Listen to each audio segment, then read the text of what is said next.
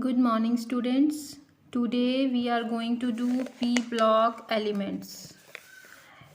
This is the topic of BSc part first, and we are going to do P block elements, and this is NS2 and P1 to 6. This is the electron filling position, and NS2 and P1 to 6. Okay, and which elements are present in P block? Here we can see that boron, carbon, nitrogen, oxygen, fluorine, neon.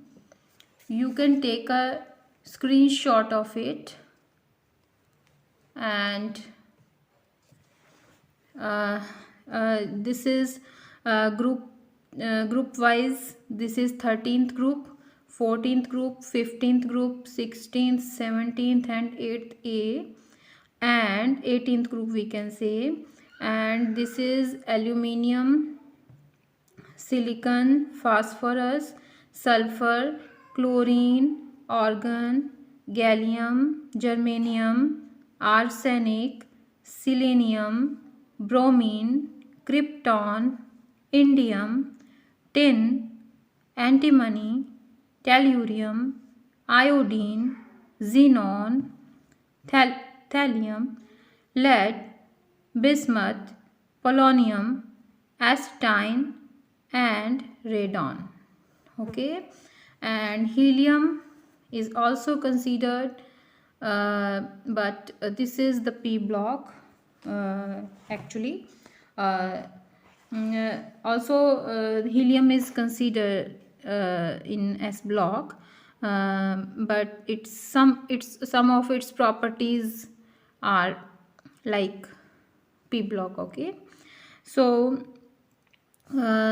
actually this is the last line, or you can say the last group of P block, and this contains all the gases which are inert gases.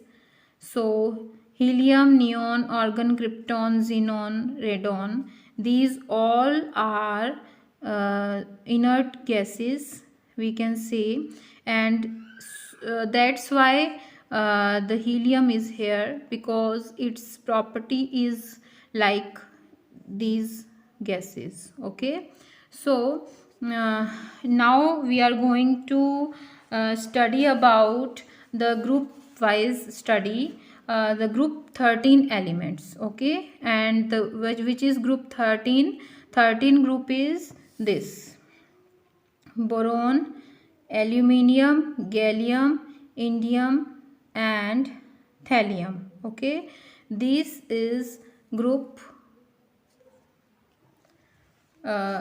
we can say group 13. Okay, so likewise this is group 13.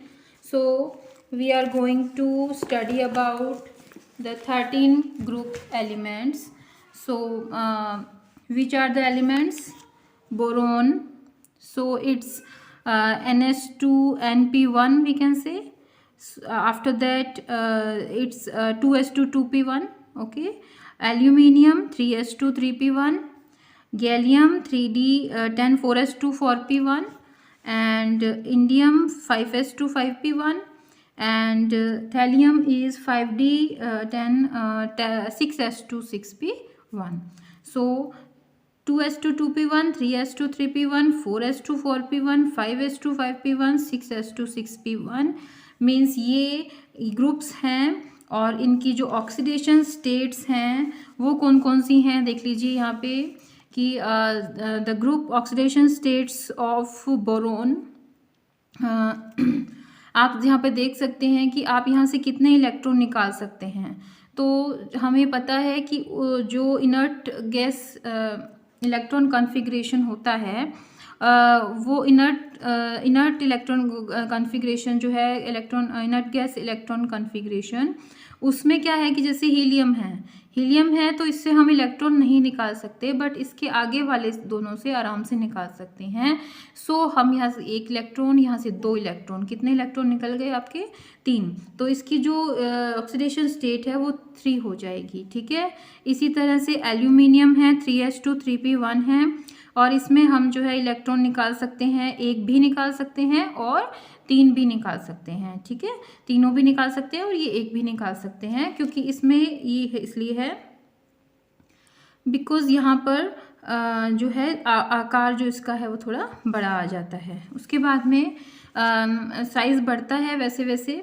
तो अब most stable oxidation state जो इन सब की है वो मतलब यहाँ पर हम कह सकते हैं कि मोस्ट स्टेबल जो है वो हम अंडरलाइन कर रहे हैं यहाँ पे। सो +3 है, इसमें भी +3 है, गैलियम के अंदर भी +3 होगी, +3 ही इंडियम में होगी, ठीक है। लेकिन जैसे जैसे आप साइज़ बढ़ाते जाएंगे, बहुत बड़ा साइज़ आ रहा है तो फिर क्या होगा? साइज़ बहुत बड़ा है तो लास्ट वाला इलेक्ट्रॉन आसानी से किससे निकलेगा? तो +1 जो स्टेज है वो थैलियम की +1 ऑक्सीडेशन स्टेट जो है उसको हम कह सकते हैं मोस्ट स्टेबल हो जाएगी। ओके, तो यहाँ पर देखिए बोरोन में उसके बाद में देखिए कि यहाँ पे हम देखते हैं बोरोन के बारे में, ठीक है। तो सबसे पहले बोरोन ही है हमारे पास, तो बोरोन के बारे में हम थोड़ा स्टडी करेंगे। Boron is a non metal, okay. And मैंने यहाँ पर आपको एक चीज़ दिखाई नहीं है, ये देख लीजिए। यहाँ पर देखिए ये जो पी ब्लॉक आपने पहले देखा था उसी का ही दूसरा ये एक मैनुअल बनाया हुआ है। तो अब देखिए इसके अंदर जो है ये नॉन मेटल्स हैं, ठीक है। ये सभी मेटल्स हैं और जो ये हैं ये मेटलॉइड्स हैं, ठीक है। धातु, उपधातु और अधातु जिसे बोलते हैं, ये अधातु हो जाते हैं, ये धातु हो जाते हैं, और जो ये येलो कलर में आपको दिख रहे हैं ये मेटलॉइड्स हो जाते हैं। तो अब इस तरह से इसमें यहाँ पर चेंजेस हैं, ठीक है। अब इसके बाद में हम देखते हैं कि जो बोरोन है उसके बारे में हम सबसे पहले स्टडी कर रहे हैं, जो कि 13 ग्रुप का है, ठीक है। तो इसके बारे में हम स्टडी कर रहे हैं यहाँ पे। तो यहाँ पे बोरोन के बारे में हम देख लेते हैं। Boron is a non metal, okay, और नॉन मेटल है। और बोरोन जब नॉन मेटल है and always forms covalent bond, तो बोरोन एक नॉन मेटल है और हमेशा कोवेलेंट बॉन्ड बनाएगा। Boron also forms a large number of compound in which the boron atom forms an open basket type of structure. So boron जो है वो अधिकतर ऐसे यौगिक बनाता है जिसमें कि ओपन बास्केट टाइप स्ट्रक्चर जो होती है वो होती है। And some which are closed polyhedron भी होते हैं, मतलब कि फुटबॉल लाइक स्ट्रक्चर भी होती है। और the bonding in these compounds is of considerable theoretical interest and involve multi centre bonds, okay. तो यहाँ पर जो बोरोन्स हैं वो यहाँ पे बोरेन नाम के जो कंपाउंड्स होते हैं वो भी बनाते हैं, और इनके जो बोरेन कंपाउंड्स होते हैं उनके अंदर मल्टीपल सेंटर बॉन्ड्स होते हैं, ठीक है। जिससे कि आपने बनाना बॉन्ड देखा होगा, तो वो मल्टीपल सेंटर बॉन्ड होते हैं, यानी एक सेंटर में कार्बन है अगर तो यहाँ पर भी एटम है, तो यहाँ से और जो यहाँ से है ये बॉन्डिंग हो जाती है। तो इलेक्ट्रॉन एक एक इसमें होता है, तो ये बॉन्डिंग जो है वो अलग तरह से होती है। इसको जैसे 3 सेंटर 2 इलेक्ट्रॉन बॉन्डिंग कहते हैं, ठीक है। तो यहाँ पर ये चीज़ है। उसके बाद में हम देखते हैं कि इनर्ट पेयर इफेक्ट जो है वो इसमें पाया जाता है। Inert pair effect increases in order gallium, indium and thallium, okay. तो इनर्ट पेयर इफेक्ट जो है वो है क्या एक्चुअल में? इनर्ट पेयर इफेक्ट वो है कि जैसे हमने अभी आपको डिस्कस किया था कि साइज जो है वो बढ़ता जाता है। तो मान लेते हैं कि यहाँ पर जो है एस ब्लॉक के अंदर जितने भी इलेक्ट्रॉन हैं वो नाभिक के बिल्कुल नज़दीक होंगे। ये न्यूक्लियस के पास वाले जो कक्षक होते हैं उनके अंदर जो इलेक्ट्रॉन प्रेजेंट होते हैं वो अधिकतर जो है वो बहुत अधिक बॉन्ड से बंधे हुए होते हैं, ठीक है। इसीलिए दो टाइप की स्ट्रक्चर ऑक्सीडेशन स्टेट जो है वो शो होती है इसके अंदर, ठीक है। तो ये जो इफेक्ट है ये इनर्ट फेयर इफेक्ट है। Inert pair effect increases in order to gallium indium to thallium. Boron has a higher ionisation than others, okay. तो बोरोन के बारे में पढ़ रहे हैं। बोरोन का जो क्योंकि आकार जो है वो छोटा है सबसे, आप इसमें देख सकते हैं, तो इसका जो आयोनाइजेशन है वो सबसे ज़्यादा हो जाता है दूसरों के बजाय। द आयोनाइजेशन एनर्जी इतनी ज़्यादा हाई हो जाती है इसमें कि ये जो है कोवेलेंट बॉन्ड ही बना सकता है, ठीक है। उसके बाद में एल्यूमिनियम और गैलियम आते हैं। एल्यूमिनियम AlCl3 और GaCl3, एल्यूमिनियम क्लोराइड और गैलियम क्लोराइड जैसे। Aluminium chloride and gallium chloride are covalent when anhydrous. So anhydrous form के अंदर जो है एल्यूमिनियम क्लोराइड और गैलियम क्लोराइड जो है वो कोवेलेंट बॉन्ड बनाते हैं। लेकिन बाकी जो मेटल आयंस उसमें एल्यूमिनियम, गैलियम, इंडियम और thallium all forms metal ion in solution. तो सॉल्यूशन के अंदर अगर ये होंगे तो ये मेटल आयंस बनाते हैं। मतलब आयनिक बॉन्ड बना सकते हैं। So the type of bonds form depends on which is favourable terms of energy. So form यहाँ पे बॉन्ड जब भी बनेगा तो यहाँ पर हमें पता चलता है कि जो बॉन्ड बनता है वो डिपेंड करता है कि इस रिएक्शन जो हो रही है उसमें एनर्जी कितनी आ रही है, ठीक है। जैसे कि अब यहाँ पे हम देख लेते हैं एल्यूमिनियम क्लोराइड वो है, एल्यूमिनियम क्लोराइड जो है वो टूटेगा तो Al+3 और 3Cl नेगेटिव में, इसकी जो डेल्टा H जो एनर्जी है वो यहाँ पर इतनी है, ठीक है। तो इस तरह से एल्यूमिनियम जो है उसकी अगर हाइड्रेशन एनर्जी जो है और क्लोराइड की जो हाइड्रेशन एनर्जी है अगर हम देखें तो टोटल हाइड्रेशन एनर्जी इनकी हम अगर जोड़ लेते हैं तो हमारे पास जो आती है वो 5808 आती है। This exceed the ionization energy, so aluminum chloride ionizes in solution, ठीक है। तो यहाँ पर हम देखते हैं कि यहाँ पर जो एनर्जी है वो आपको काउंट करनी होगी कि एल्यूमिनियम की हाइड्रेशन की एनर्जी कितनी है, क्योंकि इसकी टोटल इस रिएक्शन की टोटल एनर्जी यहाँ पर जो है हाइड्रेशन की जो एनर्जी है वो है 5137 एनर्जी इसकी है एंथैल्पी, ठीक है। अब इसके अंदर यहाँ पर अगर हम अलग अलग देखें तो एल्यूमिनियम आयंस की जो एनर्जी है वो 4665 है और 3 क्लोराइड आयन हैं तो 3 से 3 गुना हो जाएगी, 381 kg ये है। आप इसको 3 गुना कर दीजिए तो टोटल आप जोड़ेंगे तो 5808 आएगा।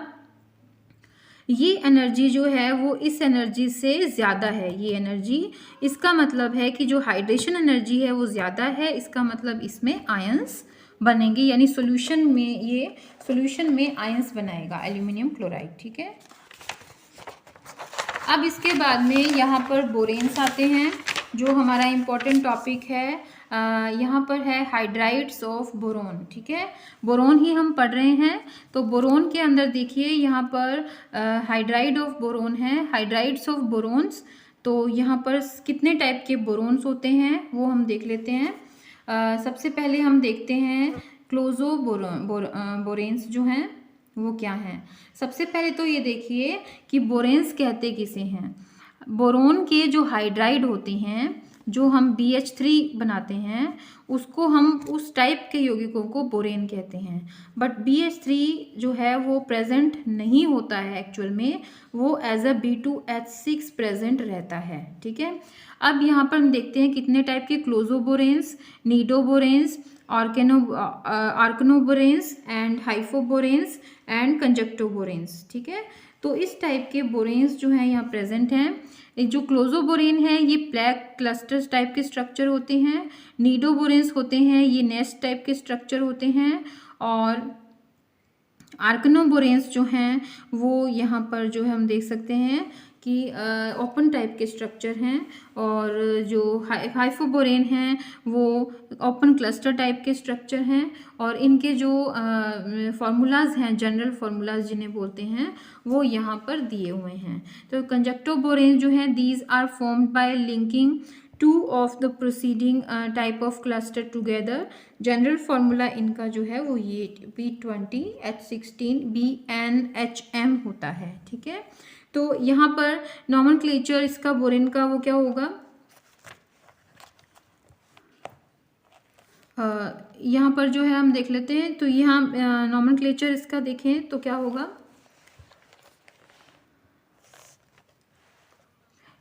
इसके अंदर देखिए B4 है जब अगर, तो हम कहेंगे टेट्रा, ठीक है, और बोरेन लिख देंगे हम। ठीक है, और 10 जो है वो साइड में लगाएंगे क्योंकि हाइड्रोजन की संख्या होती है। ठीक है, जैसे कि यहाँ पे B5H9 है, तो बोरेन को लिखने के लिए हम लिखेंगे, सबसे पहले तो हम इसको बोरेन लिखेंगे क्योंकि ये हाइड्राइड हैं बोरोन के। ठीक है, उसके बाद हम लिखेंगे, बोरेन लिख दिया, हमें पता है बोरेन है। उसके बाद हम देखेंगे कि बोरोन कितने हैं, बोरोन 5 है, मीन्स पेंटा बोरेन, और ब्रैकेट में हम 9 लिख देंगे। ठीक है, तो इस तरह से अगर -2 है इसमें ऊपर, तो हम ये जो -2 आयन लिखे हुए हैं तो हम इसको ब्रैकेट में -2 ही लिखेंगे। ठीक है, इस टाइप के जो स्ट्रक्चर हैं वो हमें पता है कि जो क्लोजोबोरेन है उसमें थे। ठीक है, सिर्फ क्लोजो, आप पीछे देखिए, आप वापस दिखाती हूँ आपको कि क्लोजोबोरेन के अंदर ये पैक्ड क्लस्टर होते हैं, तो ये न्यूट्रल बोरेन्स होते हैं। ठीक है, लेकिन sorry, it not includes the neutral बोरेन्स, तो इसमें ये जो है सिर्फ यही होते हैं जो आयंस नेगेटिव जो हैं स्ट्रक्चर है, यानी पीछे आयन जैसा होगा, इसमें न्यूट्रल नहीं है ये। ठीक है, तो यही मैं बताना चाह रही हूँ आपको कि ये जो है ये जो यहाँ से पहचानेंगे हम, तो हमें पता है कि क्लोजोबोरेन है, तो क्लोजोबोरेन का जो नॉमेनक्लेचर है वो इस तरह से होता है कि क्लोजो बीच में आता है। ठीक है, और जो ऊपर जो है -2 है वो आप इधर लिख देंगे, तो यहाँ पर B10H10 -2 है, तो यहाँ पे लिखेंगे डेका हाइड्रो, क्योंकि यहाँ पे 10 हाइड्रो हैं, डेका हाइड्रो क्लोजो। अब बोरेन कितने हैं, बोरेन यहाँ पर 10 बोरोन हैं, तो डेका ही हो जाएगा, बोरेट हो जाएगा। 8 इसलिए आता है बिकॉज ये न्यूट्रल नहीं है, तो 8 पीछे आएगा। ठीक है, तो इस तरह से यहाँ पर हम लोग देख रहे हैं कि ये नॉमेनक्लेचर होता है। अब यहाँ पे देखिए, इतना आपके डिटेल में नहीं है। उसके बाद में डाइबोरेन्स देख लेते हैं हम लोग। डाइबोरेन्स जो हैं वो किस तरह की स्ट्रक्चर है, तो यहाँ पर देखिए जो डाइबोरेन हैं वो हाईली रिएक्टिव होते हैं। देखिए BH3 नहीं हो सकता है, ये आपको पता है। ठीक है, तो B2H6 होता है, B2H6 को क्या बोलते हैं, डाइबोरेन बोलते हैं। ठीक है, अब डाइबोरेन जो है वो हाईली रिएक्टिव होता है, और वो जैसे आप कह सकते हैं कि आग जो है उसको भी फायर कैच कर लेता है, तो वो एक्सप्लोजिव होता है, मतलब ऑक्सीजन के साथ भी। ठीक है, तो जो रिएक्शंस हैं इसकी वो आपको थोड़ी बहुत लर्न करनी पड़ेगी। तो यहाँ पर हम देख लेते हैं कि जो B2H6 की रिएक्शंस हैं वो क्या क्या हैं। रिएक्शंस के अंदर आपको ये देखना पड़ेगा, it is good reducing agent. ठीक है, रिड्यूसिंग एजेंट है, रिड्यूस कर देता है, NO2 को NH2 में चेंज कर देगा, तो RNO2 यानी नाइट्रेट्स जो एल्किल नाइट्रेट हैं उनको एमीन में चेंज कर देता है, और एल्डिहाइड है उनको आप अल्कोहल में चेंज कर सकते हैं, प्राइमरी अल्कोहल में। साइनाइड है उनको प्राइमरी एमीन्स में चेंज कर सकते हैं, क्योंकि ये रिड्यूसिंग एजेंट है। ठीक है, हाईली रिएक्टिव है, इसका मतलब आपको बताया था मैंने अभी कि ऑक्सीजन के साथ ये रिएक्शन कर सकता है, तो हाईली रिएक्टिव है, तो ऑक्सीजन के साथ, यानी जो ऑक्सीजन है किसकी, वायुमंडल की, उसके साथ भी ये रिएक्ट कर लेगा। ठीक है, तो यहाँ पर हम देख रहे हैं इट इज़ हाईली रिएक्टिव, तो ये B2H6 के साथ रिएक्ट करेगा, 3O2 B2O3 + 3H2O। ठीक है, तो यहाँ पर जो है 6H2 के साथ रिएक्शन करेगा, H3BO3 + 3H2, और रिएक्ट एज मोनोबेसिक एसिड के रूप में ये रिएक्ट करता है। तो यहाँ पर देखिए आपने क्या करना है, वाटर के साथ रिएक्ट करता है ये, और यहाँ पर H3BO3 बनाता है, बोरिक एसिड बनाता है, और ये ऑक्सीजन के साथ भी रिएक्ट कर लेता है तो B2O3 बनाता है। ठीक है, अब जो है ये जो आपके पास H3BO3 है ये मोनोबेसिक एसिड है। ठीक है, और जो B2H6 है उसको रॉकेट प्रोपेलेंट के रूप में भी हम यूज़ कर सकते हैं। क्यों कर सकते हैं, क्योंकि जो ये वाली अभिक्रिया है जो ऑक्सीजन के साथ रिएक्शन वाली, इस अभिक्रिया की जो डेल्टा H की वैल्यू है देखिए -2165 किलो जूल मोल इनवर्स है। मीन्स इसकी जो ऊर्जा है वो जो है वो इतनी है कि इसको हम रॉकेट प्रोपेलेंट के रूप में यूज़ कर सकते हैं। ठीक है, उसके बाद में हम जो है